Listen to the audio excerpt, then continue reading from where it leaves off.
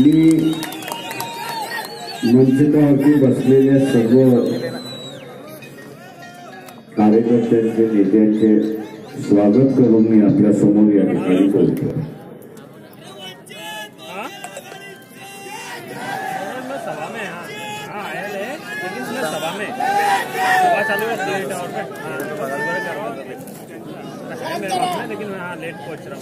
आजची ही सभा रावेर मतदारसंघातील उमेदवार कांदेकर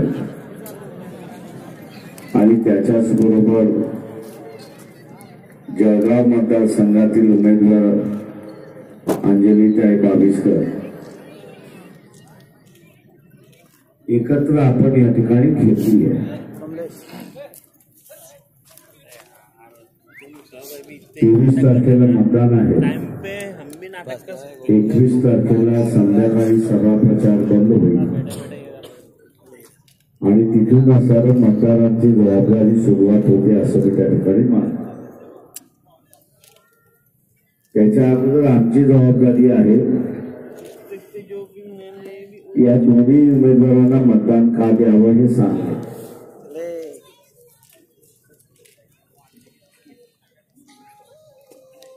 सत्तेचं विकेंद्रीकरण झालं पाहिजे आणि विकेंद्रीकरण करायचं असेल तर पक्षातल्या कार्यकर्त्यांना उमेदवारी दिली पाहिजे असं मी त्या ठिकाणी मानतो। किंवा जे जे कोणी असं सामाजिक क्षेत्रामध्ये काम करतात आहेत, उल्लेखनीय काम करतायत, त्यांना संधी देणं हे महत्वाचं असं मी त्या ठिकाणी मानतो। बसलेल्या सगळ्या पत्रकार मित्रांना, इलेक्ट्रॉनिकच्या मित्रांना माझी असणारी विनंती आहे, आम्ही नुसतं आरोप करत आलो। आरोप आम्ही काय केले की काँग्रेस राष्ट्रवादीच्या उमेदवार आणि सेना बीजेपीचे असणारे उमेदवार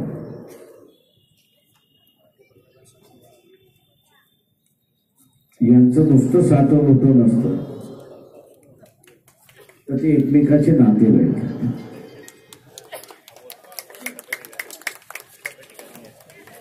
ते एकमेकांचे असणारे नातेवाईक, ही लोकशाहीची असणारी थट्टा आम्ही त्या ठिकाणी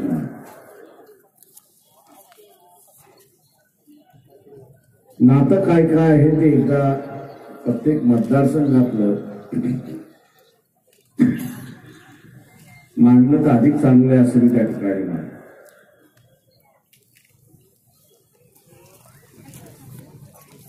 लोकशाहीमध्ये इथल्या असणाऱ्या विचारांची लढाई होते असं मी त्या ठिकाणी मानतो। आजची असणारी निवडणूक आपण बघितलं तर धर्मांध शक्ती की इथल्या सेक्युलर शक्ती या सत्तेवरती बसल्या पाहिजेत याच्या संदर्भात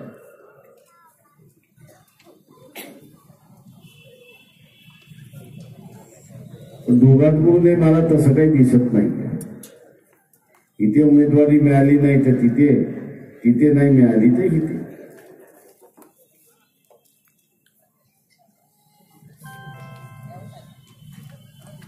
त्याच्यामुळे काय नाटक जळगाव मध्ये झालं याची आपल्याला माहिती आहे, मी त्याच्यामध्ये जात नाही।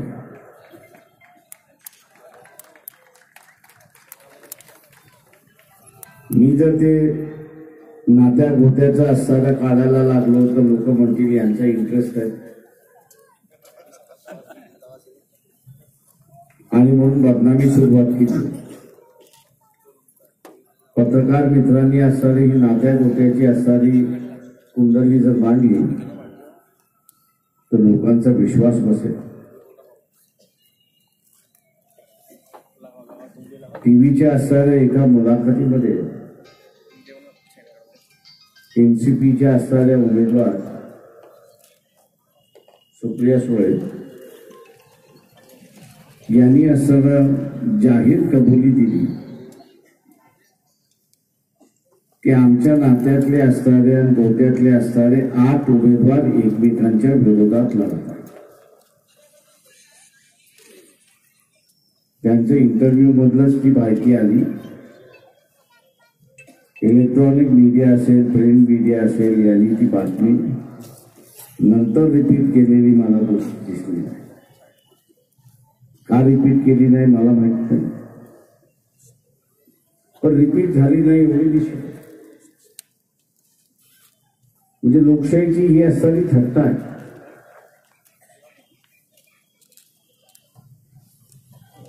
सत्ता ही बीजेपी सेने जिंकली काय आणि एनसीपी काँग्रेस जिंकली काय?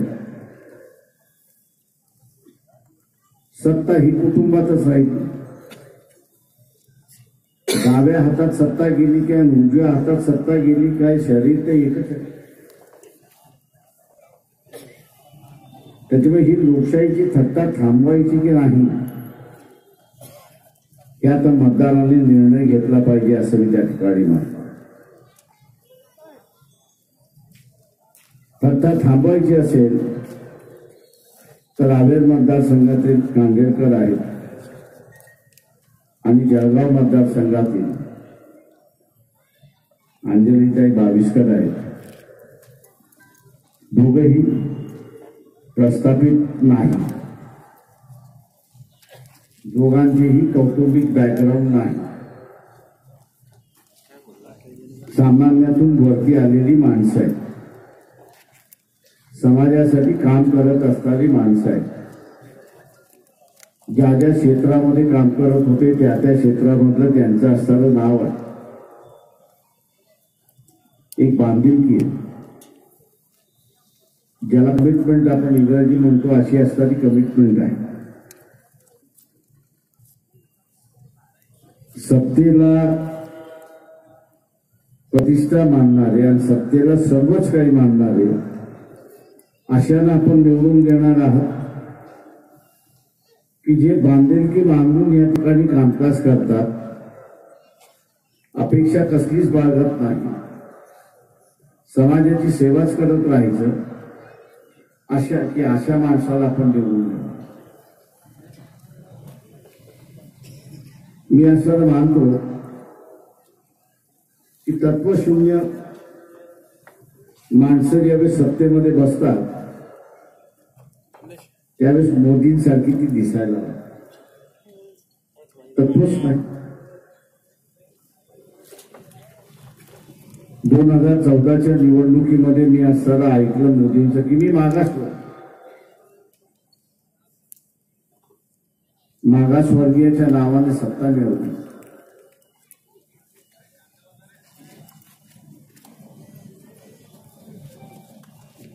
पाच वर्ष संपायला, पण मागासवर्गीयांसाठी काय केलं तर हे आपल्याला दिसत नाही. साधा सुद्धा एक प्रश्न होता की SC STच्या विद्यार्थ्याला स्कॉलरशिप मिळते, मागासवर्गीयांना ज्याला आपण ओबीसी म्हणतो सवलती विश्वनाथ प्रताप सिंगांनी जाहीर केल्या. सुप्रीम कोर्टामध्ये गेलं, सुप्रीम कोर्टाने असं सांगितलं की जे श्रीमंत आहेत त्यांना हे आरक्षण मिळणार नाही, जे गरीब आहेत त्यांना मिळते. सुप्रीम कोर्टाचा निर्णय सर्वांनी मान्य केला. मागासवर्गीयातल्या गरीबाला आरक्षण मिळालं, पण त्याला स्कॉलरशिप मिळाली नाही अशी असणारी परिस्थिती आहे. गरीब आहे म्हणतात, दारिद्र्य रेषेच्या खाली असणार, मग त्याला स्कॉलरशिप करणार. मागास मुख्यमंत्र्यांनी आणि मागास पंतप्रधानांनी स्कॉलरशिप लागू केली. आता पायाखालची सत्ता जायला लागली, पुन्हा मोदी म्हणायला लागले की मी मागासवर्गीय.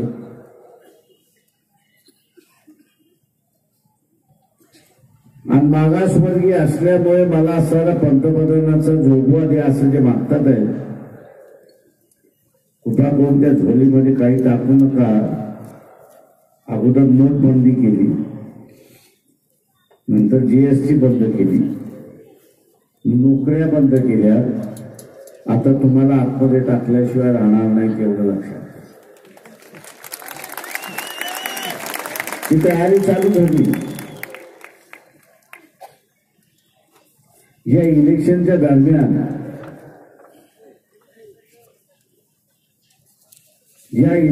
दरम्यान कित्येक जणांवरती धाडी घातल्या.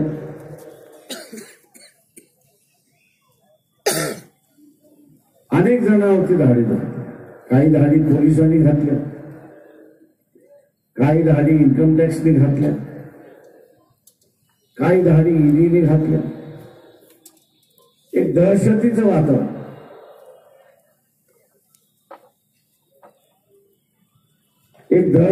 वातावरण, निर्माण करणं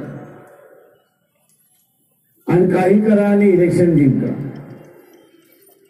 इलेक्शन हे जिंकण्यासाठीच लढतात याची मला जाणीव आहे. पण प्रधानमंत्र्याच्या पदावरती बसणारा माणूस खोटा अंगा असू नये ही सुद्धा अपेक्षा आपण त्या ठिकाणी बाळगतो. मोदी मागासवर्गीय आहे, मान्य आहे मला. या मागासवर्गीय पंतप्रधानाने त्याचं स्कूल लिव्हिंग सर्टिफिकेट पहिल्यांदा जाहीर करावं.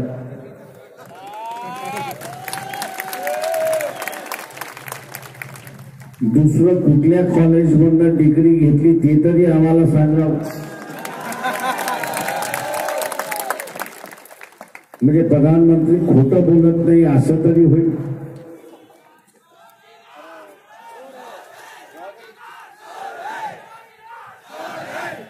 मित्रो, अमेरिकेच्या इलेक्शनमध्ये एकदा संधी आली तिला बघण्याची.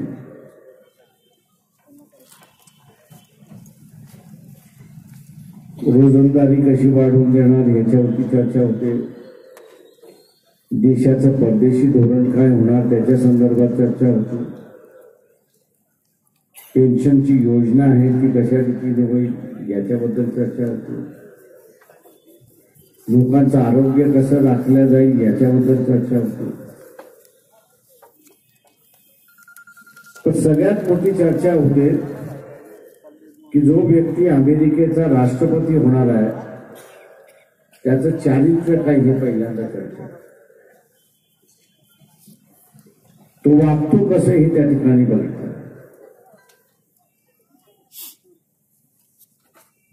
त्या अमेरिकेच्या जनतेने असं काही मापदंड केले. ते मापदंड म्हणजे हा मुलीशी कसा बघतो, हा मुलाशी कसा बघतो, हा आपल्या बायकोशी कसा बघतो आणि ऑफिसमध्ये काम करणाऱ्या माणसांशी कसा बघतो. मला आश्चर्य वाटलं. पण मी त्यांना असं विचारलं की ह्याचा राष्ट्रपतीचा संबंध काय. ते म्हटलं सगळ्यात मोठा संबंध. म्हटलं कसं काय. तो म्हटलं आम्ही जेव्हा राष्ट्रपती निवडतो तो आमच्या इथे 4 वर्षासाठी असेल, 3 वर्षासाठी असेल, पण तो आमचा असताना कुटुंब प्रमुख. आमचं सगळं आयुष्य आम्ही त्याच्या हातामध्ये. जेव्हा आम्ही त्याचं आयुष्य त्याच्या हातामध्ये देतो त्यावेळेस तो कसा आहे, वागायला कसा आहे हे आम्ही असताना. त्याचं मुलीबरोबर वागणं व्यवस्थित असेल, मुलाबरोबर वागणं व्यवस्थित असेल, बायको बरोबर वागणं व्यवस्थित असेल, स्टाफ बरोबर वागणं व्यवस्थित असेल, तर आम्ही असं समजतो की हा असताना आपल्याशी सुद्धा व्यवस्थित.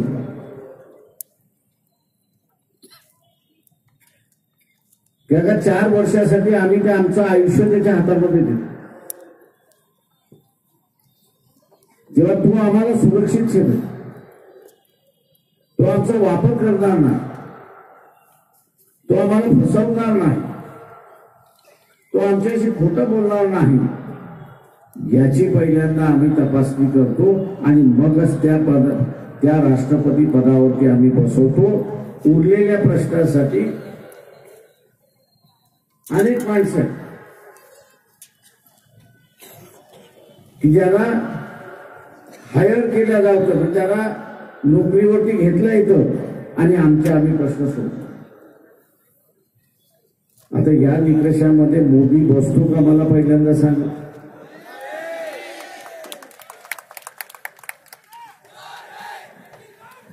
प्रश्न असा आहे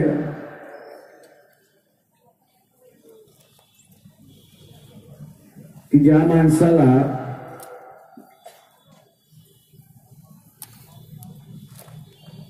F-16 विमान पाडलं हे महत्वाचं वाटतं आणि भारतीय जनतेला असं वाटत होतं कॅप्टन अभिनंदन वाचला पाहिजे, त्याला टॉर्चर होता कामा नये,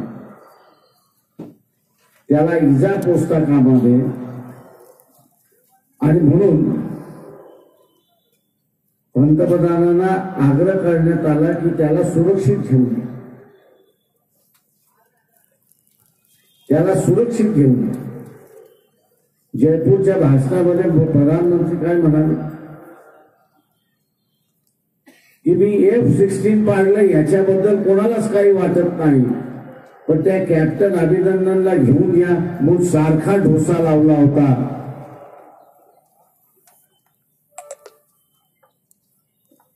आता हा पंतप्रधान आहे की कसाही आहे.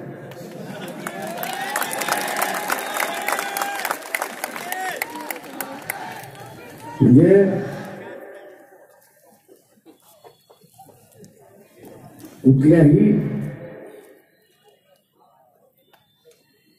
कुठल्याही कुटुंबातल्या माणसाला आपलं कुटुंबातला माणूस सुरक्षित असलं पाहिजे, सुखरूप असलं पाहिजे, त्याला काही इजा होता कामा नये ही भावना. तो कॅप्टन अभिनंदन कोणाचा तरी मुलगा आहे.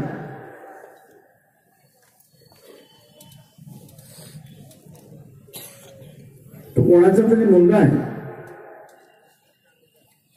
त्या आई बापाला वाटत असेल की आपला मुलगा सुरक्षित आला पाहिजे. त्या आई बापाच्या आवाजामध्ये भारतीयांनी त्यांचा आवाज मिळवला आणि नाही त्याला सुरक्षित घेऊन या ही जर मागणी केली तर पंतप्रधानाला चिड येते. मी F-16 पाडलं त्याचं तुम्हाला काही वाटत नाही. अमेरिका काय म्हणतो की आम्ही जेवढी विमानं पाकिस्तानला F-16 दिली होती ती तशीच्या तशीच आहे, त्याच्यातलं एकही कमी झालेलं नाही, एकही कमी झालेलं नाही. याचा अर्थ काय? F-16 पडलंच नाही. याचा अर्थ काय? ते F-16 पाडलं नाही. आता या पंतप्रधानाने खोटं बोलत नाही, हा पंतप्रधान खोटं बोलत नाही हे दाखवण्यासाठी बाबा जे विमान पाडले त्याचा फोटोग्राफ दाखव.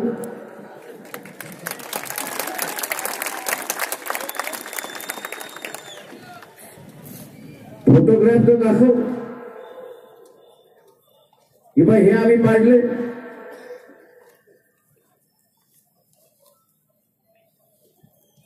प्रश्न असा आहे की स्वतःची पाठ थापून घेण्यामध्ये मोदी फार हुशार आहे. स्वतःचा ढोल स्वतःच वाजवा,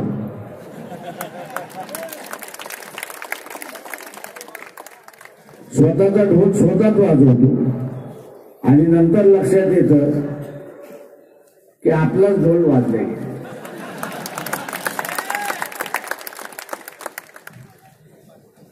म्हणजे अमेरिकेने ह्याला खोटं पाडलं की आमची असणारे F-16 विमानं जशीच्या तशी आहेत, ती एकही पडलेलं नाही. तेव्हा इथे असणाऱ्या खोटारड्या पंतप्रधानाला, खोटारड्या माणसाला पुन्हा पंतप्रधान बसवायचं का, हा गांभीर्याने विचार आपण त्या ठिकाणी केला पाहिजे. जशी अमेरिकेची जनता आपला राष्ट्रपती कुटुंब वात्सल्य आहे की नाही,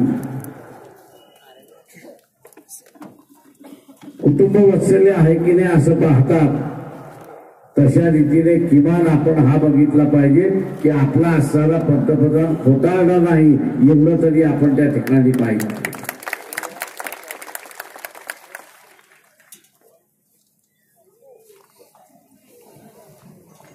हा पंतप्रधान स्वतःला हिटलर समजतो.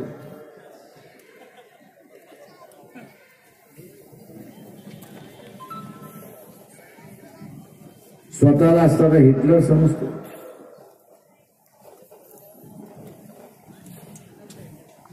आणि मनाला येईल तसं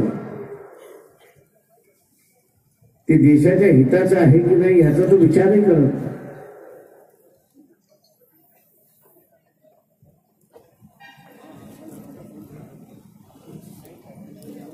पाहिजे तसं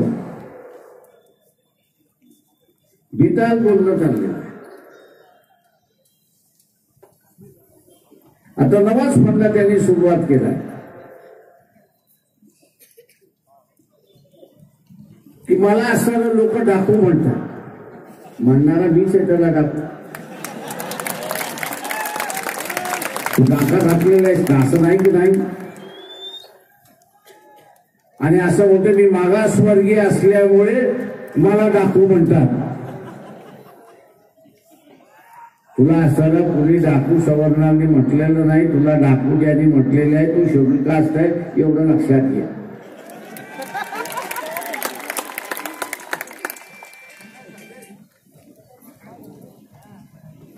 नोटांवरती डल्ला घालणारा माणूस हा डाकूच असतो.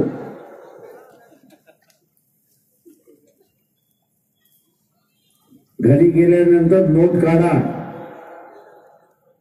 5ची असेल, 1ची असेल, 2ची असेल, 10ची असेल, 50ची असेल, 100ची असेल किंवा 2000ची असेल. त्या गव्हर्नरच्या सहीच्या वरती एक वाक्य आहे की ही नोट ज्यावेळेस मला सादर केल्या जाईल त्यावेळेस या नोटीची किंमत अदा केल्या जाईल. अदा केल्या जाईल हा आश्वासन. हे आश्वासन कोण देत आहे? तो गव्हर्नर देतोय. गव्हर्नर कोणाच्या आधारावरती देतोय? तर पार्लमेंटने त्याला अधिकार दिलाय म्हणून असताना तो देतोय. या नोटाची असणारी मालकी रिझर्व्ह बँकेच्या गव्हर्नरची आहे आणि पार्लमेंटची आहे हे आपण लक्षात.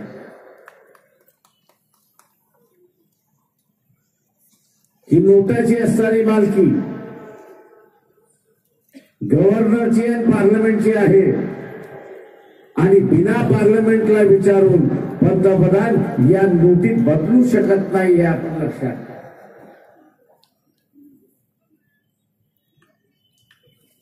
यांनी पहिल्यांदा नोट बदलली आणि नंतर पार्लमेंटमध्ये गेला की हिला असणारा रद्द करा. जो अधिकार घटनेने दिलेला नाही, जो अधिकार पार्लमेंटने दिलेला नाही, पंतप्रधान जरी असला तरी त्याला वापर करता येत नाही हे आपण लक्षात घ्या.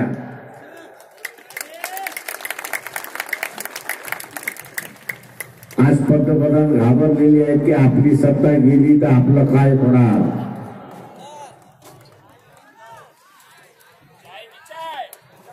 मी एका सभेमध्ये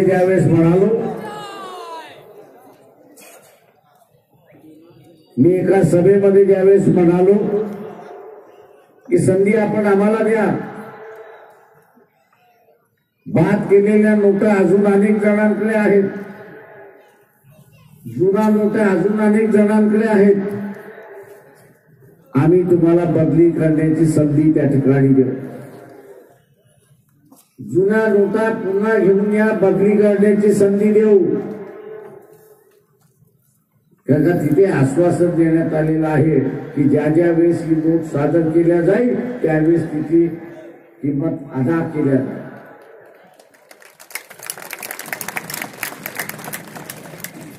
काही बड्या इंडस्ट्रियलिस्टचे फोन आले, हे शक्य आहे का? म्हटलं शक्य आहे. का शक्य नाही? एकाने चिडून म्हटलं आम्ही तुम्हाला सत्ता देतो. म्हटलं एक मताने नाही चालत, सगळ्यांनी देणं गरजेचं आहे. आम्ही सत्ता देतो, याला खाली खेचा आणि मग आम्ही यांचं बघतो काय करायचं. हे ज्याचा घामाचा पैसा, ज्याचा घामाचा पैसा, त्याचा गुन्हा एवढाच होत आहे की त्यांनी त्याच्यावरती टॅक्स भरला.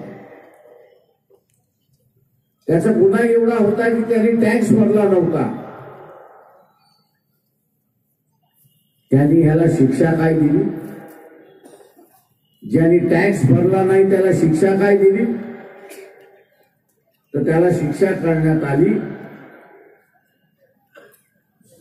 की तू या नोटा बदली करायला गेलास, तू या नोटा बदली करायला गेल्यास आणि ह्या काळ्या अर्थव्यवस्थेमध्ये असेल तर तुला 7 वर्ष जेलमध्ये राहावं. तुला 7 वर्ष जेलमध्ये राहावं लागेल. आता कोणाला 7 वर्ष जेलमध्ये राहायचं? तो म्हटलं राहील कोण, राहिले कोण. आणि मग यांनी नवीन फंडा सुरुवात केला. काय सुरुवात केला की तुमच्याकडे जुना नोटा आहेत, घेऊन या. 30-70, 40-60 या रेशो मध्ये बदलल्या की नाही? पंतप्रधान मोदी, माझा पहिला प्रश्न आपल्याला आहे की नव्या नोटा ज्यावेळी छापल्या गेल्या नाशिकच्या प्रेसमध्ये, त्या नाशिकच्या प्रेसमधनं ह्या सगळा निधी आणि नवीन छापलेल्या नोटा रिझर्व्ह बँकेमध्ये जातात.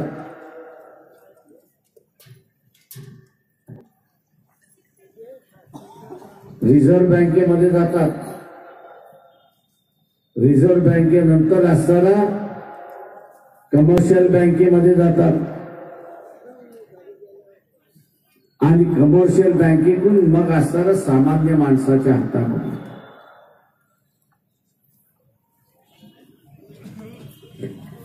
नाशिकची प्रेस डायरेक्टली सामान्य माणसाच्या हातामध्ये नोटा देत नाही, नोटा देत नाही. मग ज्यांनी 7-30, 7-40, 70-30 अशा रेशिओमध्ये नोटा बदलल्या, त्यांच्याकडे नव्या नोटा कुठून आल्या ह्याचा पहिल्यांदा होता.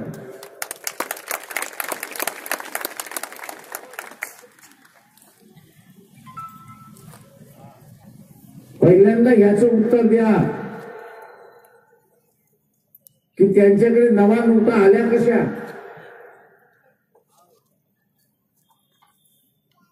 बँक म्हणत होती की आम्ही तुम्हाला असताना 2,000च्या वरती देणार नाही, 20,000च्या वरती देणार नाही. मग ज्यांनी बदलले त्यांच्याकडे आला कशा? मोदी जुन्या नोटांमध्ये असणारं खोटा नोटा आहे, फेक करन्सी आहे आणि म्हणून तुम्ही बदललं. तुमच्या या निर्णयामुळे पुन्हा कोणीतरी नव्या फेक नोटा तर छापल्या नाही, फेक नव्या नोटा तर छापल्या नाही.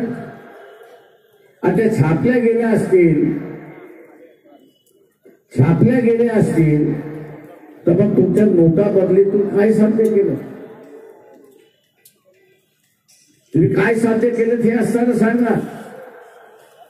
उलट ज्याच्या हाताला काम होतं त्याच्या हातातलं काम काढ. मोदींची कमाई काय? 5 वर्षाच्या कालावधीमध्ये मोदींची कमाई काय? तर बांधकाम खात्यामध्ये 5.5 कोटी कामगार जो होता त्याला बेरोजगार करून टाकला. ही मोदींची असणारी 5 वर्षाची कमाई आहे. 5 वर्षामधली मोदींची कमाई काय आहे? तर या देशातली तिजोरी खाली करणं ही त्यांची असणारी कमाई. गॅसच्या सिलेंडरचे असणारे गरीब माणसाला सिलेंडर मिळावं म्हणून त्यांनी सबसिडी सोडली. 18,000 कोटीची सबसिडी सोडली. शासनाच्या तिजोरीमध्ये सबसिडी सोडल्यामुळे 18,000 कोटी त्या ठिकाणी जमा झाले. आणि मोदी काय म्हणतात की 18,000 कोटी मिळाल्यामुळे मी इथल्या गरीब माणसाला गॅस सिलेंडर देऊ शकतो. पण आज ते सिलेंडर कुठल्या भावामध्ये आपण देताय? सबसिडीच्या भावामध्ये देताय की मार्केटच्या रेटमध्ये देताय? एवढं सांगा.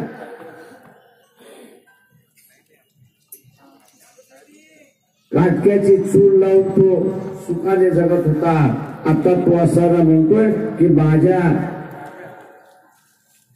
हे गॅस सिलेंडर देऊन माझी उपासमारीची परिस्थिती त्या ठिकाणी आली. अशी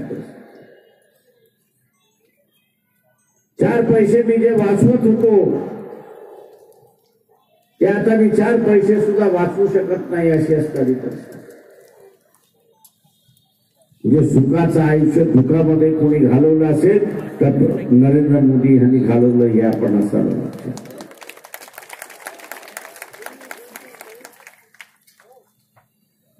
मित्र, गणगणा फार मोठमोठ्या.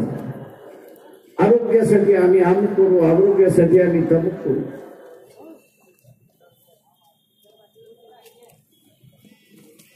डॉक्टरांनी असणाऱ्या पेशंटला घरून आणायचा, तारीख दिल्यानंतर पुन्हा त्याला घरी पोहोचवायचं. या रावेरमध्ये एकतरी डॉक्टर तसं काम करतोय का?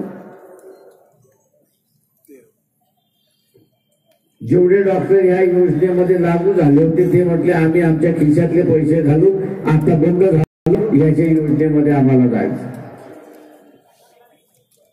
गाजर दाखवायचं पण ते खायला द्यायचं नाही. हा मोदींचा असणारा उद्योग आहे हे आपण लक्षात. जुमलेबाजी करायची, जुमलेबाजी करायची आणि लोकांना हसवत खेळत ठेवायचं. पण मोदीजी हसवत खेळत ठेवत असताना पोटाची खळगी सुद्धा भरली पाहिजे हे असताना लक्षात घ्या. तरच माणसं कायमचा हसत खेळत राहील, नाहीतर रटकुंड्या आवाजामध्ये.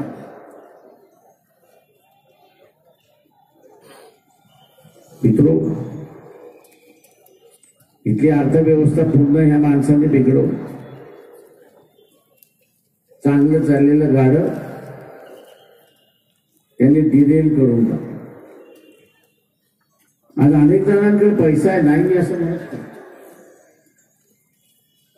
तो काढायला तयार.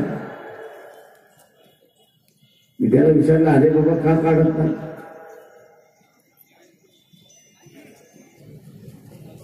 का काढत नाही हे मी त्याला विचारलं.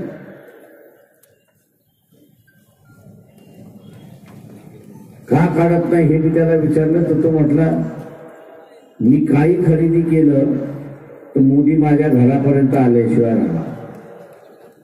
म्हणजे ही भीती आहे, ही भीती आहे की माणसं आता खर्च करायला मागत नाही. आणि खर्च करायला मागत नसल्यामुळे इथली अर्थव्यवस्था ढबकायला आली.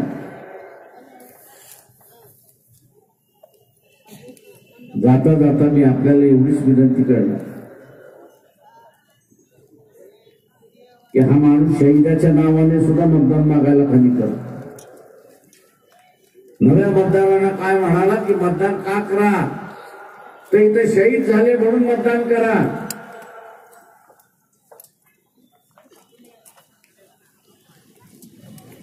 शहीद झालेल्या माणसाच्या घरामध्ये काही दुःख असतं याची याला जाणीव असते. काय हुशारकी आहे ते शहीदाच्या नावाने मतदान करा. या पंतप्रधानाला हे कळलं नाही की हा पहिल्यांदा जो मतदार करणार आहे